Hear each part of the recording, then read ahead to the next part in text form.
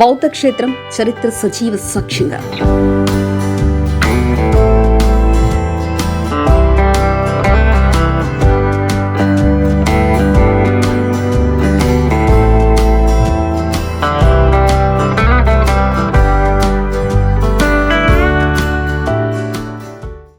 ఆంధ్రప్రదేశ్లోని శ్రీకాకుళం జిల్లా గార మండలానికి చెందిన గ్రామం శాలిహుండం ప్రసిద్ధ బౌద్ధ క్షేత్రం.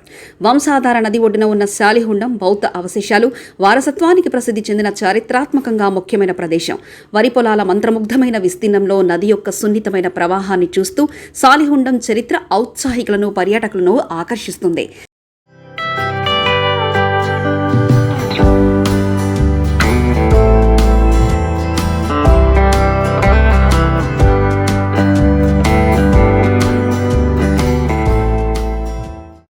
శాలిహుండం వంశాధార నదికి దక్షిణపు ఒడ్డున ఉన్న ఓ చిన్న గ్రామం. పూర్వం ఓడరేవు పట్టణమైన కళింగపట్నానికి పడమర వైపు 5 కిలోమీటర్ల దూరంలో ఉంది. శాలిహుండంలోని శిథిలాలు చాలా మటుకు చివరి బౌద్ధ కాలానికి చెందినవే.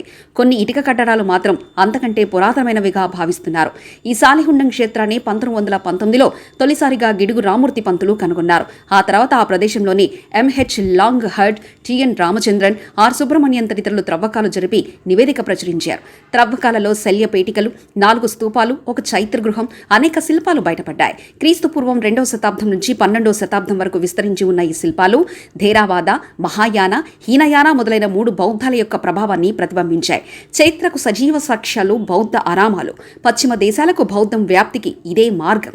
పర్యాటకులకు ఆకర్షణంగా కాలచక్రం బౌద్ధ మ్యూజియంగా శాలిహుండం పేరు చెప్పగానే బౌద్ధం మదిలో మొదలుతుంది.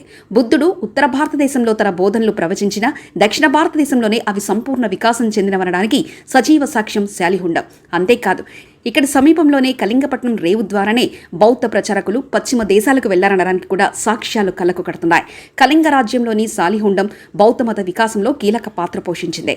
క్రీస్తు పూర్వం 3వ శతాబ్ది నుంచి క్రీస్తు శకం 7వ శతాబ్ది వరకు ఓ వెలుగు వెలిగిన ఈ శాలిహుండం ఆంధ్రప్రదేశ్లోని శ్రీకాకుళం నగరానికి సమీపంలో ఓ కొండపై ఉంది. మరిన్ని కథనాల కోసం సబ్స్క్రైబ్ చేసుకోండి మీ అక్షర శిల్పం.